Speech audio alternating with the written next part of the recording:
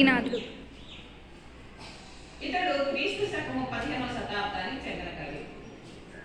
భీమాంబిక మారయ్య మాతృడు. తల్లిదండ్రుల పేర్లేంటి? భీమాంబిక మారిక మాతృడు. మారయ్య మాతృడు తల్లిదండ్రులు. చిన్నారి పొన్నారి చిరుత కూకటినాడే మరుత్తరాట్ చరిత్రను రచించాడు. అంటే 14 సంవత్సరాలు, అంటే 14 సంవత్సరాల వయసులోనే మరుత్తరాట్ చరిత్ర మునూరు మీసాల నూతన యవ్వనం నాడు రచించింది మరుత్తరాట్ చరిత్రను చెప్తున్నాడు ఆయన. అంటే 13-14 సంవత్సరాలు, అంటే 8th క్లాస్ 9th క్లాస్ ఉంటారు కదా, ఇలాగా 13-14 సంవత్సరాల వయసులోనే మరుత్తరాట్ చరిత్ర రచించాడు. ఏంటది? మరుత్తరాట్ చరిత్ర. చరిత్ర చాలా చిన్న వయసు కదా. తర్వాత శాలివాహన సప్తసఖి. చెప్పండి. శాలివాహన సప్తసఖి. శృంగార నైషధం. శృంగార నైషధం. కాశీఖండం. కాశీఖండం. భీమఖండం. భీమఖండం. బలవిలాసము. స్వరాత్రి మహాత్యము. స్వరాత్రి మహాత్యము. పల్నాటి వీర చరిత్ర మొదలైన కావ్యాలను శ్రీనాథుడు రచించాడు.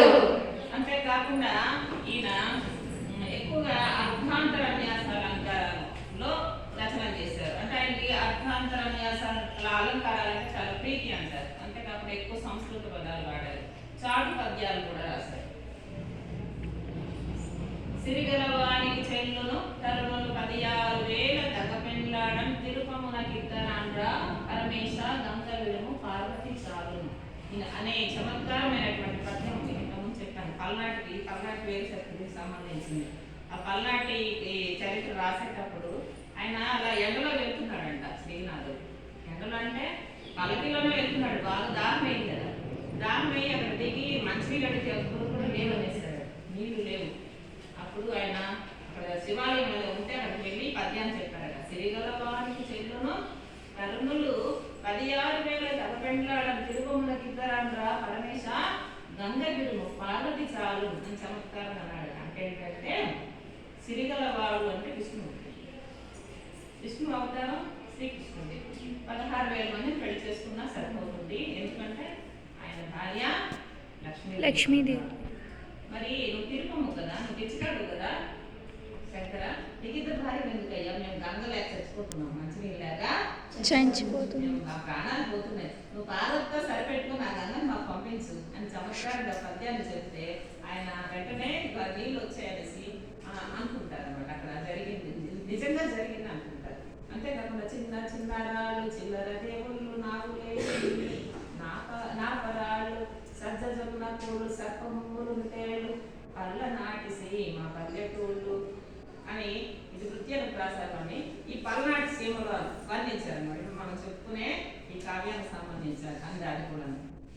అయితే శ్రీనాథుడు సకల విద్యాసనాలు సమస్త విద్యలు చదివాడు. చాలా తెలివైన వాడు. మామూలు కవులందరూ సాధారణంగా ఎలా ఉంటారంటే ఇలా మామూలుగా చిన్న వేసుకొని చాలా నిరాడంబరంగా ఉంటారు. ఈయన అలా ఉండడు. ఎందుకంటే బంగారు కడియాలు, పొద్దున్న ఆభరణాలు, ఎరగాలు, గుర్తు, పట్టు వస్త్రాలు, మళ్ళీ చాలా కూర అంటే భోజన ప్రియుడు కూడా అంటారు. అంటే పప్పు, నెయ్యి, అన్ని రకాల పిండి వంటలు ఉంటే కానీ ముద్దెత్తేవాడు కాదు. అంత సుఖంగా జీవించాడంట.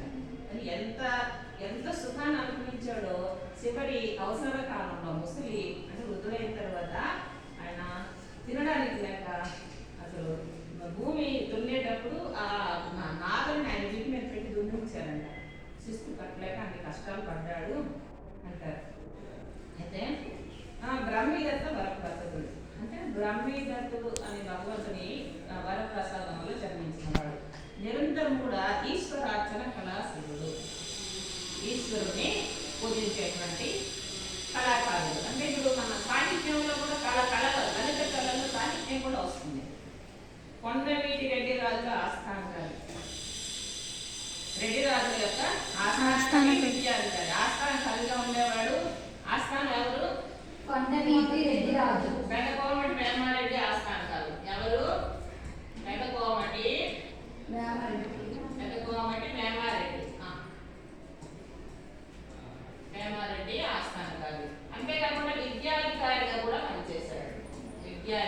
కారిగా